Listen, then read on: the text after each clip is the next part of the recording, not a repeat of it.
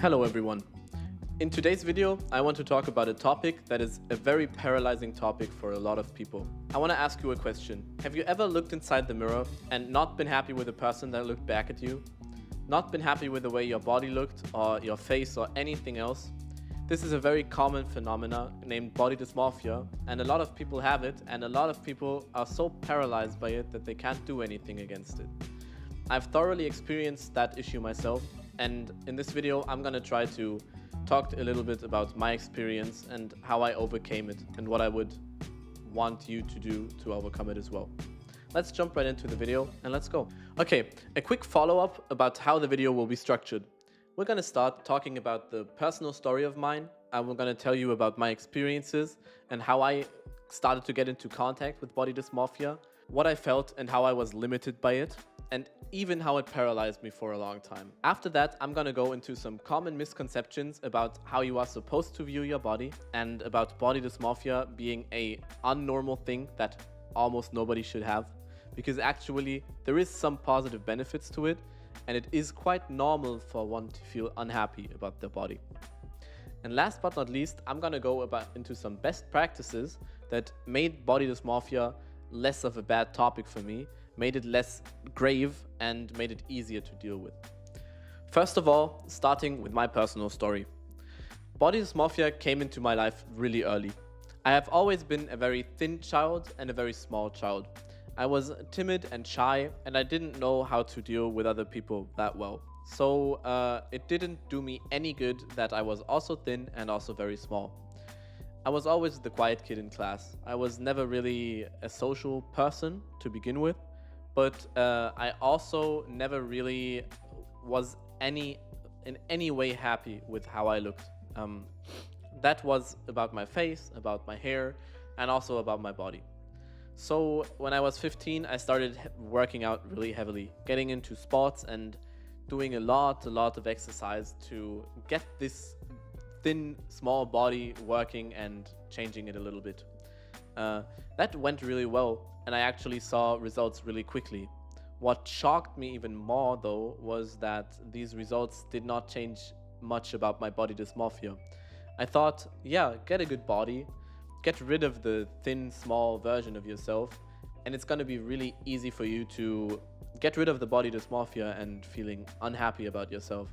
But actually that wasn't the case, and my journey with body dysmorphia only started.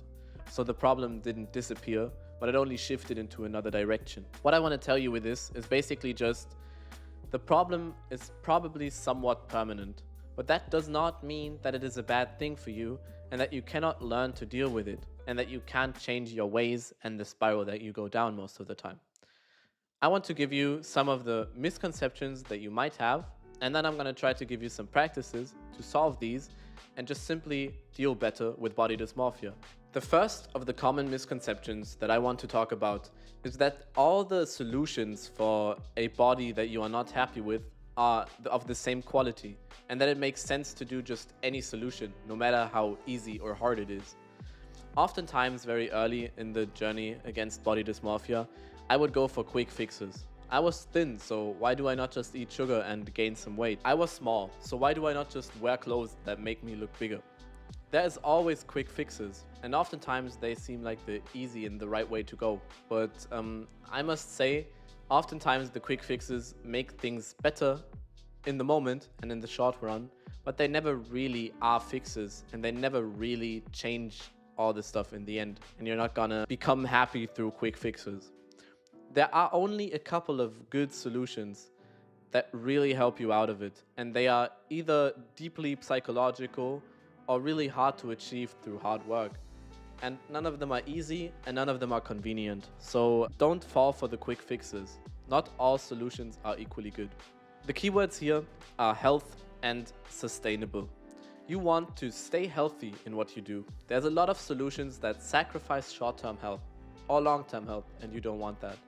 And the second thing is make it sustainable. Everybody can change something about themselves or have a fix for something that works for a couple of days, weeks, or months. But if you really want to fix a problem, you want it to be permanently fixed, and a lot of solutions just don't do that. The second one deals with the images you see online. Because number one, they are often not real. Number two, they are simply not how everyone looks biologically.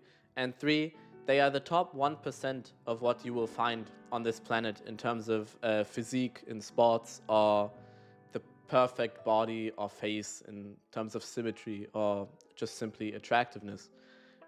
That's not the people that you will find outside. And probably the people that you see online don't even look that way if you would find them outside. So stop comparing yourself to them. Just simply altogether stop comparing yourself with other people, and make sure that you just compare yourself to yourself. If you just simply go on your own journey and do not compare yourself along the way, just maybe a little bit with people that are slightly better, so that you can gain some tactics and insights about how to better yourself. But never make yourself depending on if you achieve the same things as someone else around you. This actually counts for friends as well, now that I think about it. If you are on your journey, for example, your studies, someone else may do better in their studies, get better grades, or go get through all the exams in the first try, so that they do not study as long as you. But they are not you. They don't live the same life as you, and they most definitely do not have the same problems as you. So make sure that you do not think they make it, so you got to make it as well. And the last one is by far the biggest one, and I have hinted at it in my personal story. Just because you fix the immediate issue that you think is your problem, you won't be necessarily happy with yourself, and the problem might not fix what you think it would fix. Oftentimes, you're just gonna sit there and you're gonna be unhappy with something else, or still with the same thing despite you having changed it or fixed it. So stop fixing the immediate issues or the symptoms of a bigger problem, and try to find the root of what actually bothers you. What goes into this is that there's no one-fits-all solution for everyone. Not everyone will solve their problems the same way, because you are a unique person with unique experiences and unique problems. It's always a set of problems that goes together, and there may be some simple fixes for some of these problems, but your unique set of problems requires a strategy of solution that nobody else can replicate or show you how to do. Okay, we can already move on to the last chapter of the video, which is 3 of the best practices that can give you a little roadmap on how I would go about solving the psychological issue of body dysmorphia. The first step of getting better in any psychological endeavor is accepting yourself for who you are. You cannot change your happiness about yourself if you are not accepting of who you are. Because there's so many things in yourself, in the way you look and act, that you won't necessarily be able to change. And you need to accept the person that you are. There's a really concrete way of doing this, and it will sound quite simple. You need to be grateful for your life. Be grateful for what you have and what people are around you. The people around you, the luxury that you have, all the financial things, the benefits that you get. So many people have it worse than you, and so many people have harder problems to fix. So try to gain some amount of gratitude in order to feel better about yourself. And then accept yourself for who you are. And life will become a lot easier, trust me. The second thing ties right into that, and it could be seen as a step 2 after accepting yourself. You need to find something to focus on and to work on. The way I would do this is making a list of things that you are really unhappy about, and then categorizing them into things that you can change and things that are either biological or just in your nature that you will not be able to change. And then finding the things that bother you the most in the list of things that you can actually change. Because you won't be able to change anything that is just impossible to change. I mean, that's quite obvious. And while you do that, tying into the first point, remember that the things that make you special and unique and the things that are imperfect about you are the things that people will like about you the most. Because we humans, we are never drawn to perfection. And everyone who chases perfection will earlier or later realize that it's just an impossible goal to attain. Last but not least, I would suggest you read the book Feel Good Productivity. Maybe we can get it right here, from Ali Abdaal. He talks about how to make being productive and improving actually feel good. even if you don't necessarily like the act of working itself. Once you like it, you're gonna get much better and you're gonna spend a lot more time working on it. Last but not least, a point that I've dealt with in many other YouTube videos, so I'm gonna take it as a little jump board into other videos if you wish to watch something more. Stick with it. Make sure to make it sustainable and be consistent with it.